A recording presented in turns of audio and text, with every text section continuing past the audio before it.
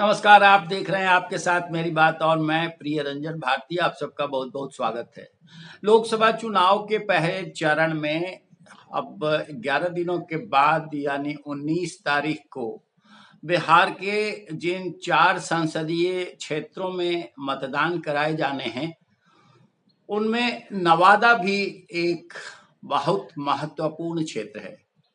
झारखंड की सीमा से लगने वाला नवादा संसदीय क्षेत्र बिहार का कश्मीर कहा जाता है। कश्मीर इसलिए कि जलप्रपात ककोलत यहाँ है और कौआ कोल का की जो मानवीय वो राजीव नगर मानव सभ्यता का उदय स्थल माना जाता रहा है। महावीर और बुद्ध के शांति संदेशों और अहिंसा के संदेशों के लिए जो विश्व भर में प्रचलित हुए वो उदय स्थल रहा है, उसकी जन्मभूमि रही है। ये नवादा संसदीय क्षेत्र का ऐतिहासिक पौराणिक महत्व आज भी कायम है। लेकिन बात हो रही है चुनावों की, यानी लोकसभा चुनावों की। तो पहले संसदीय चुनाव में 1951 में कांग्रेस का प्रभाव देखा गया था। जाहिर सी बात है, तब कांग्रेस ही राष्ट्रीय पार्टी थी। 1.5 दशक तक कांग्रेस का दबदबा रहा और वो तब से अब तक उथल पुथल के बाद 1998 में पूरी तरह से कांग्रेस के हाथ से निकल गया। अब आज की तारीख में हम बात करेंगे तो ये एनडीए यानी राष्ट्रीय जनतांत्रिक गठबंधन के प्रभाव वाला क्षेत्र माना जाता है। 1999 में भाजपा के संजय पासवान यहां से विजय हुए थे। उसके बाद 2009 में स्वर्गीय भोला सिंह यहां के सांसद बने। 2014 में गिरिराज सिंह और 2019 में ये सीट एलजेपी को दे दी गई थी, लोक जनशक्ति पार्टी रामविलास पासवान को, जहां से चंदन सिंह यहां के सांसद बने थे। अब इस बार का चुनाव बड़ा दिलचस्प है। इस बार भारतीय जनता पार्टी ने लोक जनशक्ति पार्टी से ये अपने खाते में सीट ले ली है और भूमिहार समाज के प्रसिद्ध चिकित्सक डॉक्टर सीपी ठाकुर, पद्मश्री से सम्मानित डॉक्टर सीपी ठाकुर के पुत्र जो राज्यसभा सांसद हैं, विवेक ठाकुर को यहां से अपना उम्मीदवार बनाया है। लेकिन मुकाबले में पहले ही राष्ट्रीय जनता दल के नेता लालू प्रसाद यादव ने यहां से कुशवाहा समाज, जो कि एक जनाधार रहा है एनडीए का, भारतीय जनता पार्टी और जनता दल यू के जनाधार से जुड़े श्रवण कुशवाहा को यहां से अपना उम्मीदवार बना दिया। श्रवण कुशवाहा को उतार कर चुनाव मैदान में लालू प्रसाद यादव ने ये समीकरण साधने की कोशिश की है कि उनका मुस्लिम यादव समीकरण तो बरकरार रहेगा ही, कुशवाहा समाज और वैश्य समाज में विच्छेद करके उसके बहुलता वाले मतदाताओं में अपने संबंध प्रगाढ़ करके उनके वोट हासिल कर लिए जाए और फिर एनडीए को मात दे दी जाए। लेकिन ये समीकरण जैसा कि लालू प्रसाद यादव ने बनाने की कोशिश की है, जो चेष्टा की है, वो सरजमीन पर कितने उतरेगी ये अब समझना बाकी है। और मैं आपको समझाने की कोशिश करूंगा कि कैसे इस सीट पर समीकरण लोकसभा चुनाव में अब बनता हुआ दिख रहा है और जीत हार किसकी होनी है। ये बड़ा ही दिलचस्प होगा कि यहाँ के राजनीतिक परिवेश को आप समझें। यहाँ का राजनीतिक सामाजिक परिवेश का ताना बाना ऐसा है जिसे समझकर ही आप इस निष्कर्ष पर पहुंच सकते हैं कि वाकई ये एनडीए की बहुलता वाली सीट इस बार भी एनडीए के खाते में जाएगी या फिर राष्ट्रीय जनता दल यानी महागठबंधन और इंडिया गठबंधन यहां अपनी जीत का हैट्रिक बनाएगा। अब इसे समझने के लिए आपको देखना होगा कि जातीय समीकरणों की बुनावट यहां कैसी है।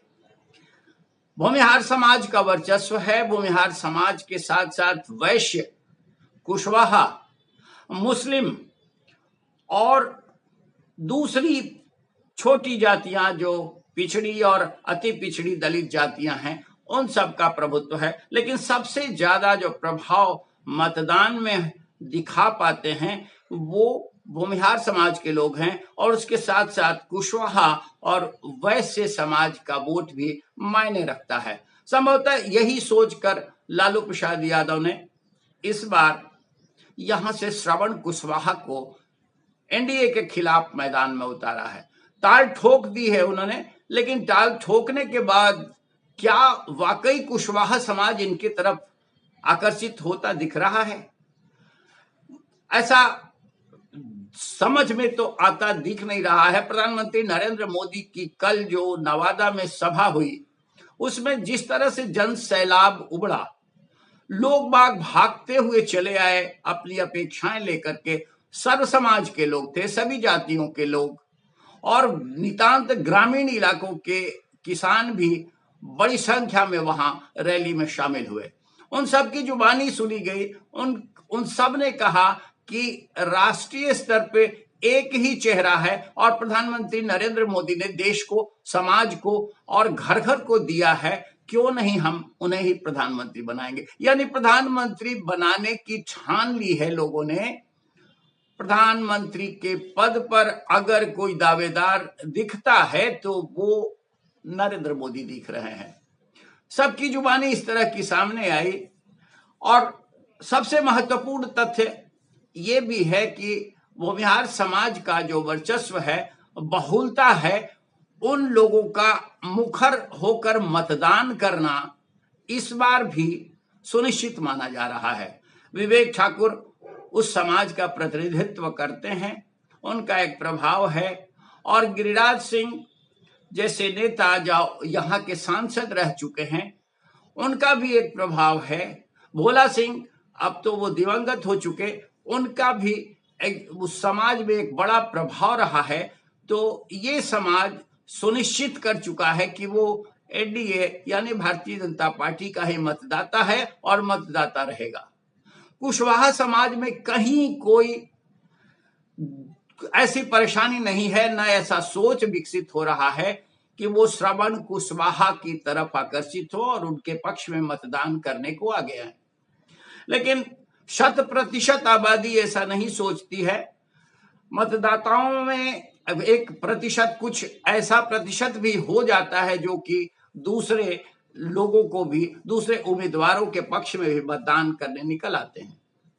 तो ये संभव है कि इसमें अनुपात बटे, लेकिन बहुसंख्यक आबादी कुशवाहा समाज की वो एनडीए के पक्ष में जाती हुई आज की तारीख में नजर आ रही है। वैश्य समाज का यानी जो बनिया वर्ग है वो सुनिश्चित कर चुका है कि उनका मतदान, उनका वोट प्रधानमंत्री नरेंद्र मोदी के पक्ष में ही जाएगा। और ये सिर्फ बिहार के लिए गणित नहीं है, पूरे देश में ही इस तरह का गणित बनता हुआ दिख रहा है। अब हम कुशवाहा के यानी श्रवण कुशवाहा के पक्ष में जो मतदाता उभर कर सामने आ सकते हैं, उस वर्ग की बात करें तो उनकी यानी लालू प्रसाद यादव आरजेडी की MY समीकरण जो मुस्लिम यादव समीकरण है, मुसलमान तो उनके पक्ष में 100% वोट करे ये लगता है, लेकिन यादव समाज में विच्छेद है। यादव समाज नाराज है कि क्यों नहीं किसी यादव को यहां से उम्मीदवार बनाया। वो इसलिए नाराज है कि बहुचर्चित राजवल्लभ यादव यहां से ताल ठोकने की तैयारी में थे। उन्होंने अपनी पत्नी को उतारने का मन बनाया था, लेकिन लालू प्रसाद यादव ने घास नहीं डाली और अंत में उनके भाई विनोद यादव यहां से निर्दलीय उम्मीदवार बनकर मैदान में उतर आए हैं। श्रवण कुशवाहा अधिकृत उम्मीदवार हैं महागठबंधन, इंडिया गठबंधन के, उनके खिलाफ विनोद यादव की उम्मीदवारी ये तय करेगी कि श्रवण कुशवाहा कितने प्रभावशाली साबित होंगे, क्योंकि यादव मतदाता उनके पक्ष में 100% नहीं उतरता दिख रहा है।